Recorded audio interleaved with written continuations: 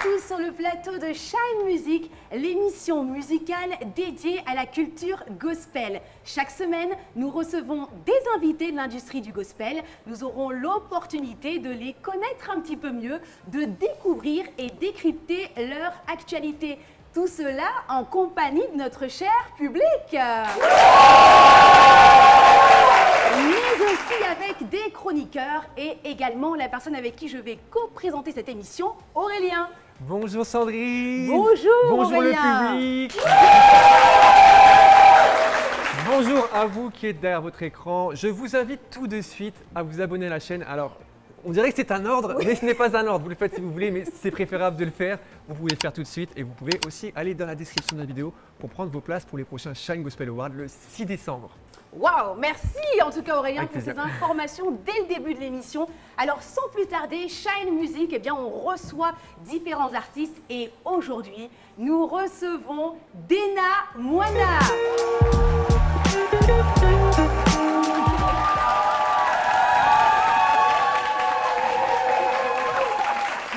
Waouh, en tout cas, quelle entrée, Dena Moana, hein. Quelle entrée. Bienvenue à toi sur le plateau de Shine Music. Merci beaucoup Sandrine, merci. Très bien, on est ravis de t'accueillir en tout cas. Ouais. Et nous croyons que nous allons passer un excellent moment en ta compagnie. Merci beaucoup. C'est certain même, c'est certain. C'est certain. Alors sans plus tarder, eh bien, Dena, Aurélien a prévu une biographie, hein, ton parcours, ton histoire, qui tu es. Donc on laisse la place à Aurélien. Très bien. Et effectivement, une biographie, j'aurais même pu écrire un livre. Parce que, vous ne voyez pas ma feuille, mais là c'est très long. Alors je ne sais pas comment on va faire pour condenser tout ça, mais on va y arriver. On va y arriver. Alors Dena Moana, auteure, compositrice, interprète dans le registre gospel. Ça c'est la base, hein. Voilà, tout le monde le sait. Originaire de la République démocratique du Congo et tu vis actuellement aux États-Unis. C'est ça. Tu as fait plus de 300 concerts. Alors attention parce que là le CV il est énorme. Sorti 3 albums studio, un EP dernièrement. Et en plus d'être une artiste hors pair, tu es également conférencière, auteur de livres. Tu as sorti le livre Ouin pour. Voilà, comme Exact. ça la promo est placée. Merci. Et tu possèdes un Bachelor of Biblical Studies. Désolé pour mon C'est ça. accent. Ça correspond à quoi un Bachelor of Ça correspond à une licence en D'accord. études bibliques, oui. Ok, donc tu es licencié d'études théologiques. C'est ça. Ok. Exact. Dena, tu es mariée à Michel Mutaali, le directeur du label Happy People. Je Exact. trouve que c'était important de le dire parce que la famille, c'est important. Ensemble, vous avez 3 enfants. Et je voulais te poser une question. Avec toutes ces années, quel regard tu portes sur ton parcours? Parce que vu comme ça, de l'extérieur, on pourrait penser à un American Dream. Qu'est-ce que tu en penses? Ben, je pense que c'est un rêve qui se réalise. Et je suis encore moi-même émue. Par exemple, quand on dit 300 concerts, je ne les revois pas dans ma tête. Mais je reste encore voilà, émue de ce que le Seigneur peut accomplir au travers de quelqu'un. Je suis encore jeune, mais d'entendre ces choses et de savoir surtout que je sais qu'il n'en a pas fini avec moi, je pense que je reste quand même encore bien émue. Le meilleur est à venir. Amen. Alors, on va revenir un peu en arrière. En 1996, tu te fais repérer en chantant une chanson patriotique à l'école. À l'âge de 13 ans, tu intègres la chorale Notre-Dame de Grâce à Kinshasa. Oui. Tu en deviens la responsable plus tard. Tu avais quel âge quand tu es devenu responsable? 17 ans. 17 ans. Oui, c'est très jeune, oui. En 2004, tu montes ton premier groupe qui s'appelait Acapella. Et c'est ainsi que tu commences ta carrière. Et en 2006, c'est là où tu t'envoles aux États-Unis. Et est-ce que tu peux nous expliquer un peu ce choix de partir outre-Atlantique? Alors, en réalité, c'était pas vraiment un choix, si je peux le dire comme ça. C'était un regroupement familial. D'accord. Donc, je rejoignais ma sœur et on est parti en famille. Il y avait mon petit frère et ma petite sœur, donc on était à 3. La grande sœur était déjà là-bas. Et le regroupement familial avait commencé beaucoup plus tôt. Ça a pris du temps. Et donc, c'est arrivé que j'étais déjà mariée. Et donc, on a dû aller ensemble. On est allé ensemble avec mes frères parce que c'était un regroupement familial. Donc, ce n'est pas vraiment un truc de très planifié. C'est plutôt le plan des parents avant que je me marie. Tes parents, hop, ils ont embarqué tout le monde. Oui, ils ont embarqué tout le monde et on est parti. Et aujourd'hui, je pense que en regardant en arrière, je me dis que c'était vraiment dans le plan de Dieu, en fait. Et donc tu as parlé de tes frères et sœurs, donc je crois que vous êtes 8, c'est ça? Oui, c'est ça, on est à 8. Et ça te fait quoi de grandir dans une famille comme ça? Est-ce que c'est vivant? Est-ce que... Moi j'ai 5 enfants, c'est assez évident. Ben, non, mais c'est une famille de 8 enfants. On n'a jamais vécu à 8. Je pense qu'on était Ok. peut-être à 24. Avec les cousins, les cousines, comme une bonne famille africaine. C'est vrai qu'ils venaient, ils partaient. Des oncles, des fois qu'on connaissait une seule fois, qu'on voyait une fois dans la vie. Donc je dirais c'était très mouvementé. Ok, vous mentez. Oui. Après, donc tu vas rejeter ça. Mais tu continues de faire des allers-retours entre l'Afrique et les États-Unis. Et là, j'ai noté plusieurs chorales que tu as rejoints. Ok, Philadelphia Missionary Center à Kinshasa, très bien. El Shaddai au Burundi, Mhm, McLean Bible Church en Virginie très bien. et Impact Sang Chrétien à Pointe-Noire.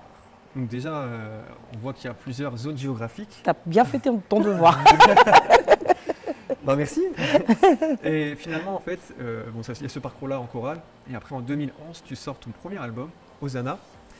Moi, je voulais savoir, à cette période-là, vu que tu viens de chorale, comment l'album il a été accueilli par le public. Et est-ce que ton expérience de chorale t'a servi justement pour faire cet album-là? Alors déjà, je pense qu'avec toutes les chorales que tu as citées, il y en a qui se sont retrouvées pendant que j'avais déjà mon album, en fait, sur le marché. C'est-à-dire que ça sera la seule chorale où je dirais, non, les deux seules chorales, ça sera Notre-Dame de Grâce et Philadelphie, qui sont arrivées avant que je ne commence ma carrière. Donc toutes les autres, c'est que j'étais déjà dans une carrière musicale. Et oui, ça m'a énormément formée, parce que quand on parle de chorale, c'est quand même 60 membres. C'était une chorale classique. Et le fait que j'en étais dirigeante, quand même, ça demandait beaucoup de discipline de ma part. Et ça m'a aidé à bien m'intégrer. Et surtout, s'il y a une chose que j'ai pas faite, c'était celle de vite courir pour montrer le talent que j'avais avant d'intégrer une chorale. C'est-à-dire que, par exemple, au Burundi, on y arrive parce que c'est mon mari qui a été envoyé en mission.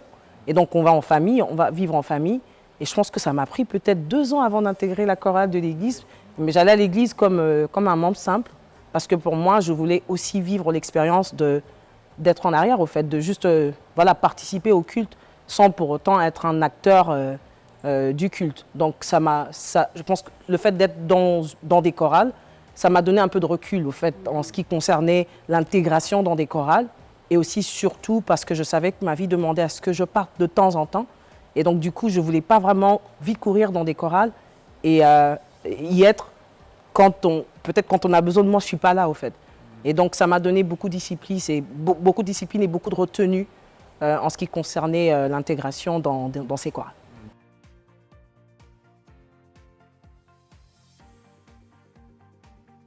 Donc on peut dire que les chorales, c'est un bon centre de formation, comme tu dis. Ah oui, énormément. Ça forme bien au métier.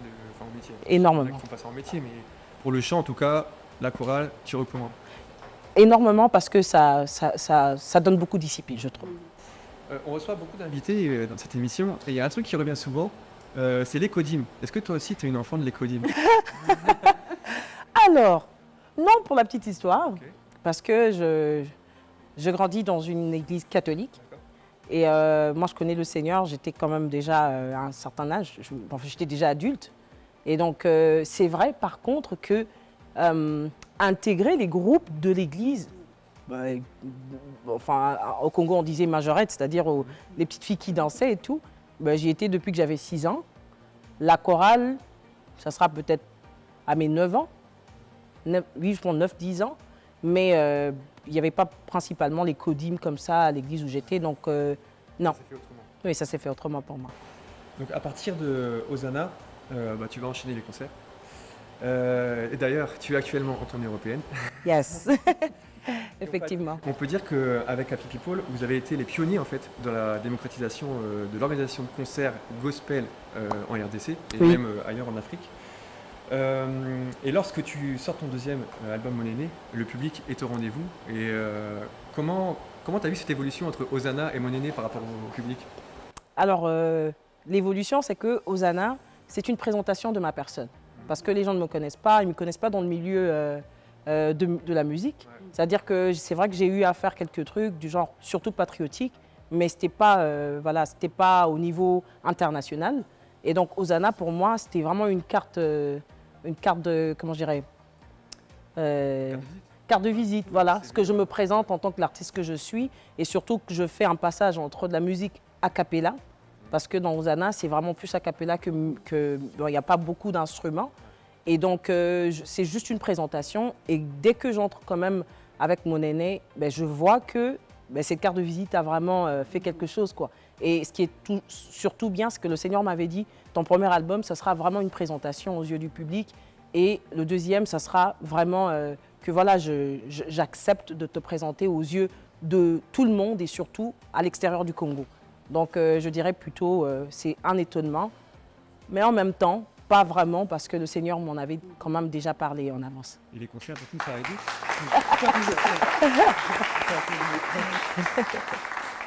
Ouais, je disais, est-ce que les concerts, ça a aidé? Ah, énormément, énormément, parce que moi, quand même, quand les concerts commencent, c'est directement vraiment dans toutes les nations, en fait. Ils m'envoient quand même dans beaucoup de pays africains, en dehors de... Déjà que quand mon aîné sort, non, c'est pas mon aîné, je crois que ça, c'est... Dès que mon premier album sort, c'est quand même pas au Congo que je commence. Mon premier concert a lieu au Canada. Alors quand même, c'est vraiment, le Seigneur me dit, je t'ai vraiment envoyé dans les nations parce qu'il ne commence pas dans ma nation, il commence ailleurs. Et les concerts, justement, me rassurent vraiment de ce que le Seigneur m'avait dit, que je t'enverrai dans les nations. Wow. Et Après mon aîné, du coup, tu es encore plus sollicité. Hein, voilà, des concerts. gloire au Seigneur. Et moi, j'ai été marqué par une chose. C'est quand tu as participé à l'émission Hosanna de MC TV. Ah. C'est un moment qui a marqué beaucoup de nous. Est-ce que vous connaissez cette émission-là, Hosanna, sur MC TV? Dites-nous ça. Quand tu fais Si la mer se déchaîne, c'est incroyable, des frissons et tout. Gloire au Seigneur. Et tu es une artiste, un truc que j'ai remarqué, c'est quelqu'un qui fédère, tu vois. Donc tu vas sur NCI, tu vas à NCI, et tu n'hésites pas à faire des connexions. J'ai marqué Dan Witten, Siliane, Cativille, Imo Blaze, Wayne Dresser, Le Groupe Sion, Victoire Musique, La Bénédiction. Et il y en a encore plein, je pourrais continuer pendant des heures. Comment tu vois, toi, ce rôle-là? Parce que bon, moi je le dis, mais je ne sais pas si toi tu le ressens. Moi j'ai vraiment l'impression que tu es fédératrice, comme si tu étais une ambassadrice de la musique chrétienne, tu vois. Waouh. C'est très beau, je pense que c'est défini. Et c'est surtout bien quand c'est les autres qui te le disent. Parce que l'objectif, c'est pas d'être cette ambassadrice de manière exprès, mais c'est plutôt voilà, d'accepter de collaborer avec différents horizons, en fait, et aussi de permettre que le Seigneur vraiment t'utilise pour un plus grand nombre de personnes. Parce que je pense qu'il y en a qui sont appelés pour une ou deux nations. Il y en a même qui sont appelés de manière locale. Mais je pense que déjà, le fait de savoir qu'il t'avait dit, qu'il t'avait appelé dans les nations, te donne justement cet élan de ne pas hésiter lorsque tu reçois toutes ces demandes ou que tu dois travailler avec des personnes qui sont dans d'autres horizons que ce que toi tu fais déjà. Donc pour moi, c'est vraiment une grâce, mais aussi un accomplissement de ce qu'il m'avait dit. Ok.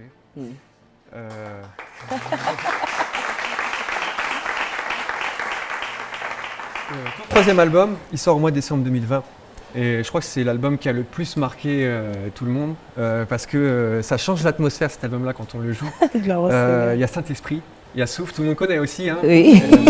Pareil en commentaire, dites-nous si vous connaissez Saint-Esprit, Souffle, mais je sais que vous connaissez. Et une fois de plus, il y a des connexions qui se font. Et moi, ce que je voulais dire, c'est que, en fait, dans cet album-là, il y a un style aussi d'Enamona qui se dégage. Yes. Moi, c'est ce que j'aime appeler le d'Enamona style. Dans le rap, ils aiment bien dire les tight beats. Là, dans la louange, il y a d'Enamona style. Toi, tu dirais que c'est quoi ton style, finalement, musicalement? En tant que mes trois albums, je dirais quand même qu'il y a une grosse différence. Parce que, enfin, il y a beaucoup de gens qui m'ont découvert dans mon aîné. Il y en a qui m'ont découvert dans mon troisième album. Donc, du coup, aujourd'hui, par exemple, avec le EP, on va parler. Il y a des gens qui ont boudé, par exemple, que ça ne ressemble pas à ce qu'on a entendu. Mais moi, je dirais d'ailleurs que écouter mes trois albums vont carrément vous montrer que je peux être dans tous ces styles, au fait. Donc, mais le Denamona style, comme tu dis, je pense que ça, c'est parce que ça s'est imposé. Et je pense aussi parce qu'il y avait plutôt une expression du ministère. Je pense que c'est un peu là que les gens ont bloqué. C'est-à-dire aussi, il y avait une étendue plus grande, au fait, qui m'avait découvert. Donc, obligatoirement, ça ressemble à ce qu'ils savent, parce que c'est ça qu'ils découvrent en premier, au fait. Parce qu'il y a beaucoup de gens qui m'ont pas connu pendant mes deux albums, mais qui m'ont plutôt connu pendant le troisième album. Et voilà, Saint-Esprit Souffle, et aussi des lives qui se faisaient. Et je pense que cet album exprimait plutôt bien ce que je faisais quand je faisais des lives. Et donc, je pense que c'est pour ça que ça a imposé un peu ce style-là. Mais en soi, je pense que je peux être dans tous les styles mais garder l'authenticité du message. Amen. La biographie, cliché, ça. Ah ouais, vraiment?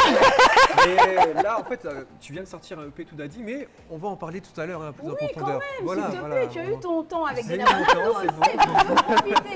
Alors, bien merci en tout cas Aurélien pour Avec cette plaisir. belle biographie. Alors tu nous l'avais dit juste avant, c'était presque un livre. Nous confirmons, c'est sûr. Alors, Déna Moina, on t'a beaucoup écouté et c'est vraiment un réel plaisir d'écouter ton parcours, ton témoignage. On va faire une petite pause musicale en écoutant un magnifique extrait de In Extremis.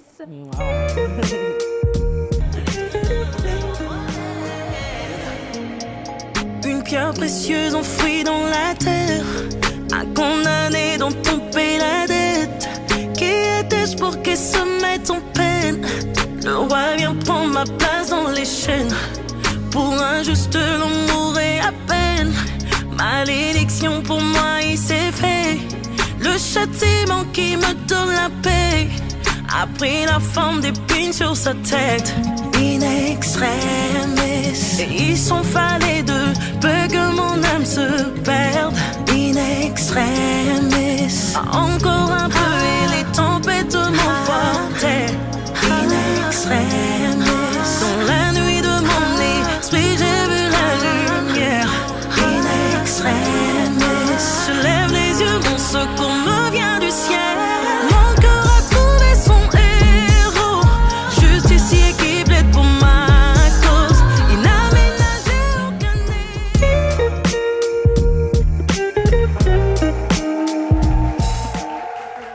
Waouh, waouh, waouh, magnifique extrait de In Extremis. Déna, j'aime bien souvent poser la question un peu aux invités. Dans quel contexte a été écrit ce chant? Moi, j'aime beaucoup savoir comment était l'artiste à ce moment quand il a composé ce chant. Je te vois hocher la tête, raconte-nous l'histoire d'In Extremis. Alors, In Extremis, c'est pas moi qui l'ai écrit. Ça a été écrit par David, République, que moi j'appelle chaleureusement Cédric ou Ced. Donc voilà, c'est un artiste avec qui je suis en contact depuis quand même plus de 3 ans. Je crois que 2019, non, ça fait plus longtemps, ça fait 5 ans peut-être par là. 5 ans. Voilà, on s'est rencontrés au Bénin et on s'est connectés. J'ai aimé son cœur pour le Seigneur et surtout son cœur pour la jeunesse. Et donc on s'est connectés, mais il me disait qu'il écrivait des chansons et j'ai écouté quelques extraits de ce qu'il faisait déjà. Et pour ce EP justement, moi j'ai fait appel à lui pour lui demander de participer à ce projet. Il m'a envoyé 3 ou 4 chansons quand même. Et j'ai dû écouter celui-là et c'est celui qui a fait battre mon cœur. Et donc on a travaillé ensemble, il a écrit et il me l'a envoyé. J'ai, pas recomposé la chanson, mais arrangé ça avec un autre artiste, Moïse. Et là, voilà, c'est un peu dans ce contexte-là, mais c'est parce que ça partait vraiment dans le cadre de ce que je fais déjà d'habitude, parler de l'identité d'enfant de Dieu, parler d'un Dieu qui me tend la main, et ça correspondait vraiment à ce que je voulais dire à ce public justement qui était ciblé dans ce projet.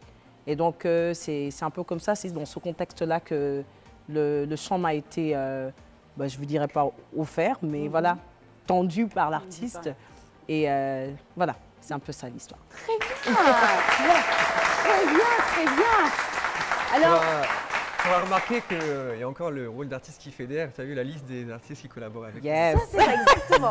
Voilà, Déna qui collabore, c'est vrai, avec plusieurs artistes. Alors, on va continuer sur cette lancée en apprenant un peu à mieux te connaître. Alors, c'est vrai, Déna, que quand on voit un peu sur YouTube, il y a déjà beaucoup d'interviews de toi. Yes. On connaît un peu ton histoire.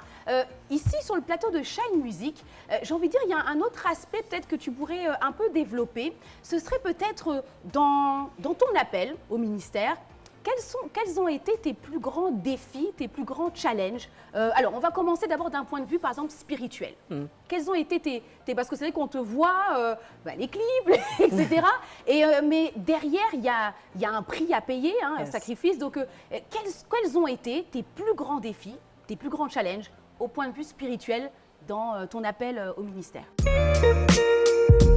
Alors, je vais raconter quelque chose qui s'est passé pendant un concert à Lubumbashi.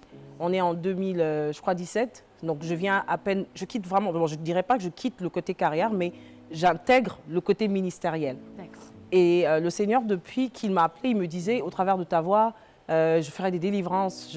Voilà, il m'a vraiment raconté quelque chose que je ne voyais pas, étant simplement artiste. Et donc j'arrive là, et ce jour-là, il me dit, fais un appel à toutes les femmes qui ne peuvent pas concevoir. Et je suis avec mon mari en tant que manager, et là, j'avais un gros mot de tête ce jour-là, mais à la fin du concert, je fais cet appel. C'est une personne qui monte, d'abord, qui s'avance, je prie et la personne, elle tombe. Et c'est la deuxième personne et la troisième, et je ferme mes yeux parce que j'ai vraiment pas envie de voir ce qui se passe, parce que je ne sais pas vraiment si c'est ça, ou c'est moi qui ressens, ou c'est vraiment le Saint-Esprit qui me pousse à le faire. Et finalement, c'est toute une, comment je dirais, c'est une queue de personnes qui se met, et là, je bug. Je bug parce que je me dis, qu'est-ce qui se passe? Et ce que j'ai plus aimé, c'est la fin de la soirée, parce que mon mari il me demande, c'était quoi? Et bien moi aussi, je lui dis, je ne sais pas ce que c'était. Parce que moi aussi, je découvre justement que le Seigneur, il peut se servir de moi de cette manière-là. Et ce n'est pas vraiment un truc que j'ai vu chez les artistes.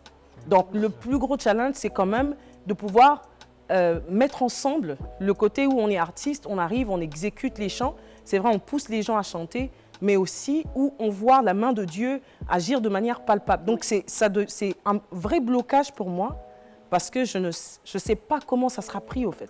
Et donc je me pose beaucoup de questions avant de me lancer. Même quand j'ai vu ça, j'ai beaucoup reculé avant de reprendre cette démarche, parce que comme je dis, je n'ai pas vraiment vu des modèles comme ça. J'en ai vu peut-être dans la prédication, j'en ai vu dans le ministère même de la femme, mais j'en ai pas vraiment vu dans le ministère ou dans la carrière d'un chantre. Ouais. Donc ça a été un gros challenge pour moi, parce que je ne savais pas comment... un peu faire la transition. Voilà, faire la transition. Et quand j'ai fait la transition, je suis allée beaucoup trop loin. Et donc il fallait une rééducation pour que ça soit le côté artistique qui ait sa place et qui reste, et le côté ministériel, et il fallait donc les mettre ensemble. Donc pour moi, c'était un très très gros challenge quand même. C'est beau. Alors oui, c'est très beau. Ça me fait, alors, je ne chante pas comme toi, Déna, mais ça me fait penser à les paralytiques. Yes. On peut entonner tous ensemble un peu, pourquoi pas? Les stériles enfants, les sourds entendent par sa puissance. Par sa puissance. Magnifique chorale. Yes. Très bien. Merci en tout cas, Déna, on n'a pas fini, hein, on continue. Aurélien a eu son temps, attention. Ah oui, merci. Mais c'est vrai que ça montre aussi, j'aime beaucoup cette humilité, parce que tu disais j'ai été trop loin, après il faut revenir, il faut être rééduqué.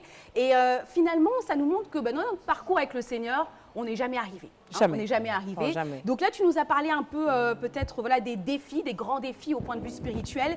Et d'un point de vue émotionnel, quels ont été tes plus grands défis? Ouf. Grande question. Elle est très très grande, et je pense que ça pourrait nous prendre toute l'interview. Écoutez, vous venez d'un milieu où vous êtes artiste, c'est tout ce que vous avez vu. Un artiste, ça vient, ça chante, ça finit, ça descend. Et vous arrivez où vous devez chanter, mais vous devez aussi embrasser le mode ministère. J'ai reçu beaucoup de critiques, énormément, mais qui heureusement ne m'ont pas arrêté, parce qu'ils m'avaient aussi prévenu que ça viendra. Et donc émotionnellement, je suis quand même secouée. J'arrive quand même aussi dans des endroits où on t'invite, on te dit, on sait comment tu fonctionnes, ne parle pas en langue, par exemple. Donc je dois, voilà, vraiment me rééduquer à un niveau, je dis. Il y a aussi des endroits où j'irai, où je ne fonctionnerai pas exactement comme je pense être le bon moyen, parce que le Seigneur, il va aussi m'envoyer vers ceux qui ne le connaissent pas du tout, et qui pour eux, ça sera bizarre de t'entendre switcher du français au lingala, de l'anglais à une langue inconnue.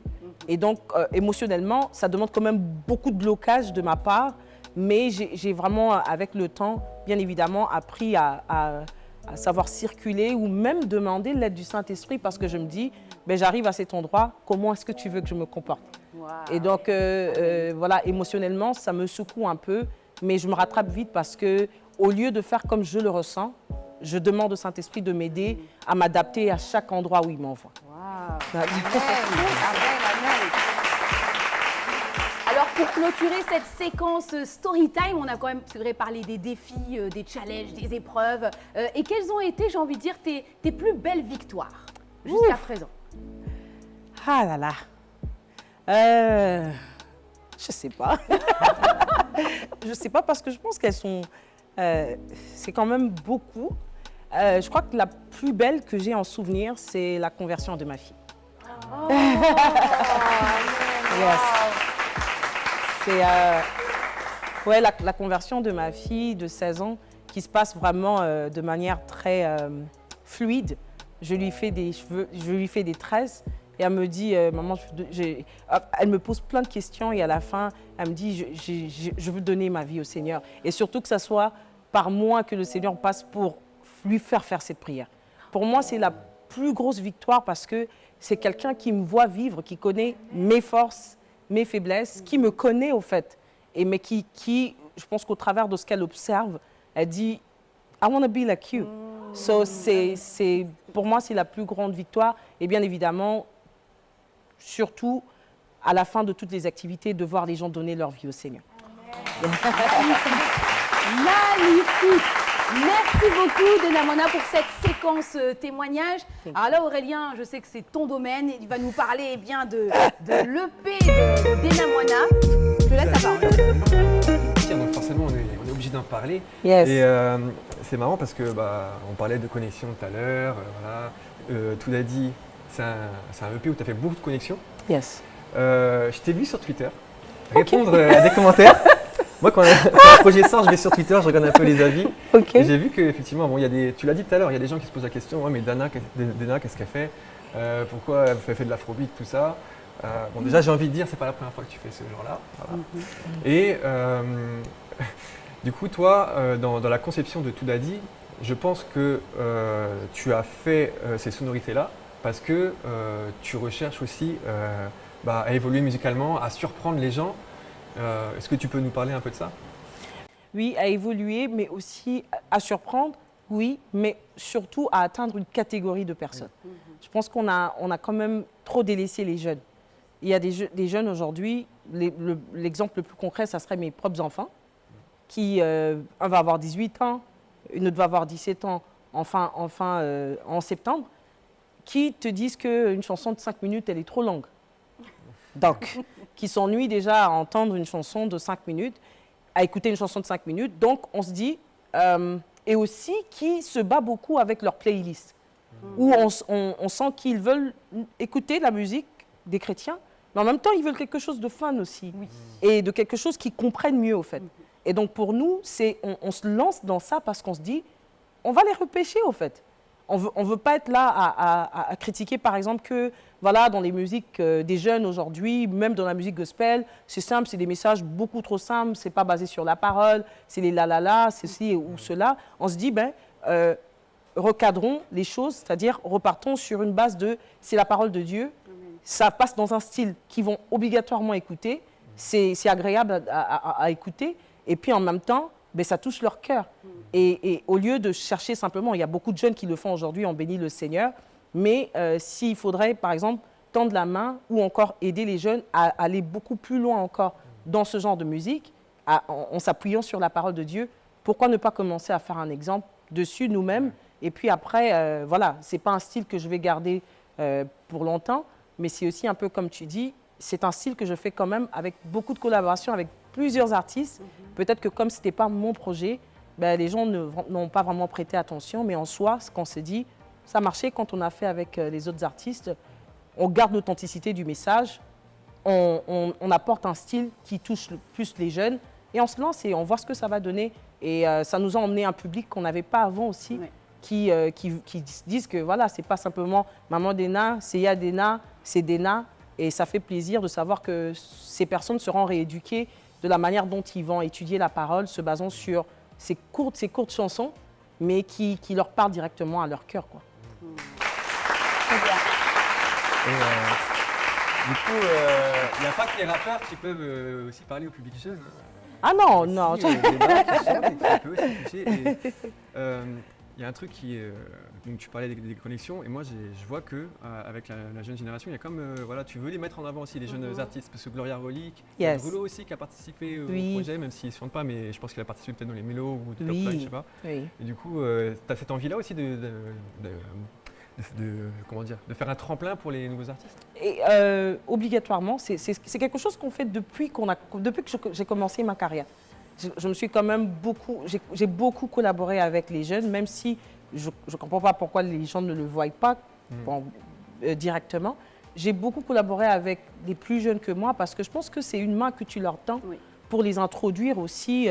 C'est vrai qu'aujourd'hui, avec YouTube et tout, on peut découvrir les artistes à gauche et à droite, mais je pense que c'est bien aussi de parrainer et surtout voilà, de donner un peu son approval. C'est-à-dire que voilà, on aime ce qu'ils font et on veut que tout le monde les découvre et que tout le monde voit qu'ils sont capables de donner. Au fait, pour nous, c'est vraiment un besoin de... on vous tient la main. Vous savez, moi, je suis entrée, je n'ai pas été accompagnée par plusieurs personnes quand moi, je suis arrivée dans ce monde. Il y en a peut-être eu 2, 3 qui m'ont tendu la main, mais il n'y en avait pas assez. J'aurais souhaité qu'il y en ait. Il y avait beaucoup de pasteurs, mais il n'y avait pas beaucoup de gens dans le domaine dans lequel j'étais. Et donc, moi, je me suis dit, mais pourquoi, bien évidemment, ma boîte de connexion et moi, pourquoi ne pas faire ça pour les jeunes, leur dire, on est ensemble, on apprécie ce que vous faites. Et voilà, d'ailleurs, on vient même aussi nous mettre notre graine pour vous dire, allez-y. Et aussi parce que c'est comme ça que vous assurez la relève. Si vous ne savez pas leur tendre la main, ils ont l'impression que vous n'êtes pas là pour eux, au fait. Et ça crée un fossé entre vous. Et ce n'est pas ce qu'on souhaite, au fait. Okay. Merci. Alors, eh bien, comme on parle de la jeunesse, et nous sommes jeunes, voilà, on parle de la jeunesse. Donc, on va bien poursuivre avec un quiz, on va retourner un peu en enfance, un petit jeu. Aurélien nous a préparé un action-réaction. Déna, on va te poser des questions, à toi de répondre. Action-réaction, c'est simple, on va te donner une situation et toi, tu vas devoir nous répondre ce que tu ferais dans cette situation-là. Ok. Déna, si on t'invitait à la plus grande conférence chrétienne mondiale, tu prêcherais sur quoi? Sur l'identité en Jésus. Okay. Déna, si tu étais témoin d'une dispute entre 2 hommes de Dieu et que l'on te demandait d'interpréter un de tes titres pour les calmer, lequel tu choisirais? Souffle. Donc imagine, là on se dispute, c'est pas bien, c'est pas bien. Donc là, pour que ça vienne révéler la vérité et puis que ça réveille un peu, voilà. C'est un bon choix. Déna, si tu devais partir en tournée internationale avec un artiste anglophone, lequel choisirais-tu? CeCe Winans. Oh. Ça chante bien. Et pourquoi CeCe Winans? Parce que pour moi, c'est un vrai modèle d'intégrité. Je l'ai observée, ça fait très longtemps qu'elle est dans ça. Et elle est restée elle. Elle a gardé son authenticité. Et pour moi, c'est... voilà, comme dirait un Américain, I want to be like you when I grow up. C'est quelqu'un qui m'inspire et qui me donne vraiment encore le courage de se dire, on ne lâchera pas. Wow.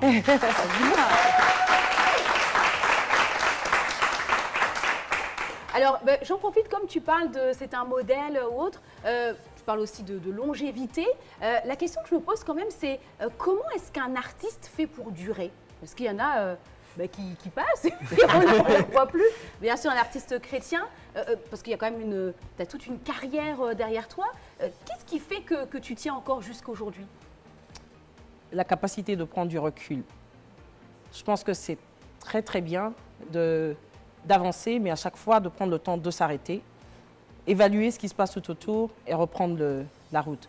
Parce que je pense que quand on avance sans vraiment regarder ce qui se passe autour de nous, on rate certaines étapes au fait de l'apprentissage. Oui. Et je pense que, je dirais, la capacité de s'arrêter, et je dirais aussi avoir un entourage qui ne vous dit pas à chaque fois oui. Ah. C'est-à-dire, vous efforcez d'avoir des gens tout autour de vous qui pourront vous dire, là, tu n'as pas bien fait. Oui. Je pense que ça, pour tous les secteurs de la vie d'ailleurs, pas seulement en tant qu'artiste, c'est très important d'avoir pas que des fanatiques au fait, pas que des gens qui vous disent oui, allez-y, avancez, mais des gens qui vous disent aussi arrête-toi un moment, ce que tu fais, c'est pas bien, fais ci. Et pour moi, je pense que, je dirais de manière concrète, il faut avoir un entourage qui ne vous dit pas à chaque fois oui. C'est-à-dire, vous efforcez d'avoir des gens tout autour de vous qui pourront vous dire, là, tu n'as pas bien fait. Je pense que ça, pour tous les secteurs de la vie d'ailleurs, pas seulement en tant qu'artiste, mais des gens qui vous disent oui, allez-y, avancez, mais des gens qui vous disent aussi arrête-toi un moment, ce que tu fais, c'est pas bien, fais ci. Et pour moi, je pense que, je dirais de manière concrète, l'entourage. Ça vous aide énormément à rester longtemps. À rester longtemps. J'ai envie de dire que de bonnes réponses. Hein, que de bonnes réponses. Alors, sans plus tarder, on est sur voilà, cette convivialité du plateau Shine Music, n'est-ce pas, public? Oui. Très bien. Eh bien, on va continuer avec des bonnes nouvelles, Dena, les bonnes nouvelles de l'actualité musicale. Et pour cela, eh bien, nous allons accueillir Tracy pour Good News.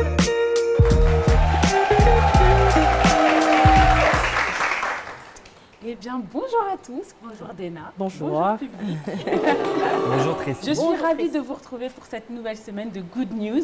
Et aujourd'hui, on en a déjà parlé pendant l'interview. On a dit plusieurs fois EP. Mais en réalité, qu'est-ce que c'est qu'un EP? Eh bien, je vais vous donner une petite définition et faire un parallèle avec ce que c'est qu'un album. Un EP, qu'est-ce que c'est? Un EP, ça veut dire Extended Play. C'est un format qui va de 4 à 6 titres, et donc un format un peu court, comme l'a dit Dena, qui permet de captiver des nouveaux auditeurs, un nouveau public, et c'est ce qui va en face d'un album, un long play. Et donc, le long play, c'est de 6 à 15, voire plus selon les artistes, morceaux dans le projet. Et donc, on peut remarquer qu'au cours de ces 5 dernières années, le nombre de sorties d'albums a connu une baisse constante d'une année sur l'autre. Alors que les albums représentaient 35% de toutes les sorties en 2016, leur popularité a considérablement chuté, les albums ne représentant plus que 9% de toutes les sorties en 2021. D'autre part, les singles et EP sont eux en forte croissance et représentent plus de 90% des sorties. Mais à votre avis, pourquoi ce décalage, pourquoi cette hausse de ces formats-là? Le streaming, Spotify, Deezer, ouais. Je pense que les gens maintenant ils sont plus habitués à écouter des playlists plutôt que des albums. En tout cas, les publics plus jeunes, parce que moi, tu vois, moi j'aime bien le format album encore. Arrête, J'aime bien qu'un artiste raconte une histoire dans un album, mais ouais, je pense que c'est ça surtout. Je sais pas pour vous, mais moi je pense. Moi, je suis plus single. J'aime juste une chanson d'un album qui me parle, mais je n'ai pas forcément besoin d'écouter l'album complet. Ouais. Mais ça dépend. Je peux faire pareil. Et toi, Dena, personnellement? Je dirais, par rapport à... Bon, moi, j'écoute pas beaucoup de la musique, c'est bizarre. J'écoute beaucoup les prédications. Mais je dirais que c'est aussi parce que les albums, vous aurez peut-être 12 chansons, mais il n'y aura que 4 qui vont captiver le public. Alors que dans un EP, ben c'est 4 titres. Et c'est comme si on vous exige d'écouter tous les 4 titres. Et donc, c'est plus facile de captiver voilà, un public avec 4 titres qui sont bien qu'avec 12 où il y a peut-être 6 qui sont bons, mais on n'a pas pu écouter parce qu'on aime une plus que l'autre. C'est ça. Et toi, personnellement, tu es plus EP, single ou album? Playlist. Bon, enfin, je dirais que ça joue.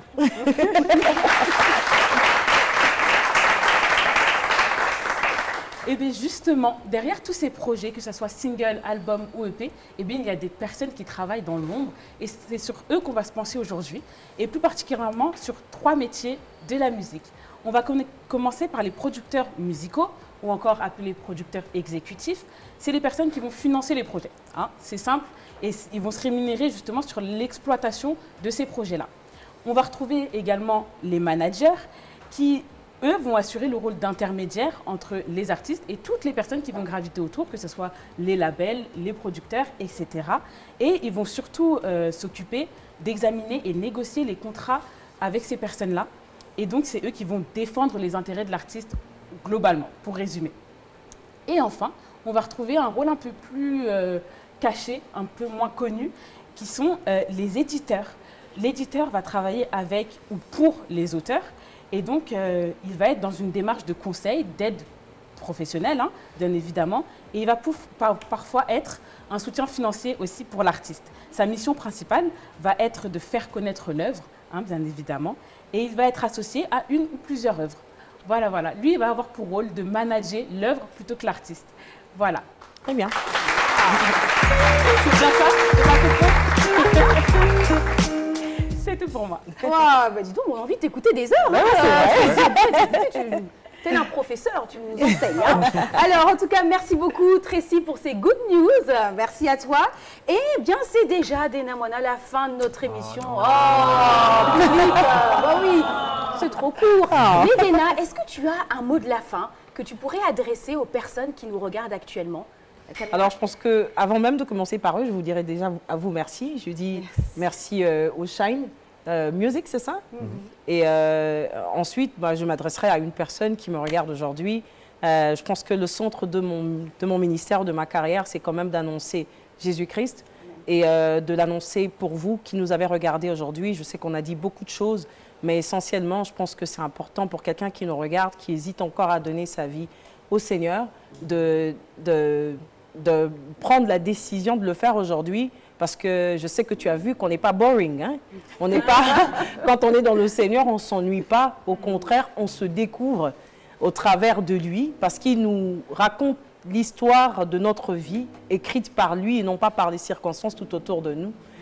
Donc, je voudrais t'encourager, à toi qui hésites encore, à te jeter.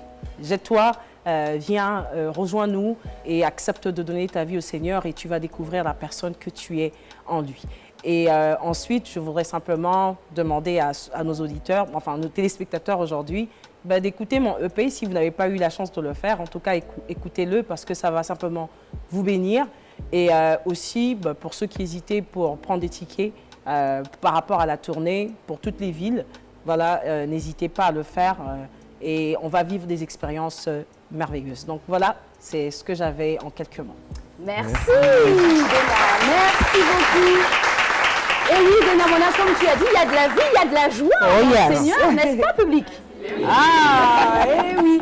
Eh bien, Shine Music est terminé. On va se quitter, Aurélien, Tracy et Dena. On se retrouvera bien pour une prochaine émission. Mais avant ça, Aurélien a une chose importante à nous dire. Bien sûr, n'oubliez pas de prendre vos places pour les prochains Shine Gospel Awards le 6 décembre 2024. Le lien est dans la description de la vidéo. Exactement. Et on se retrouve la semaine prochaine à 20h pour un nouvel épisode de Shine Music.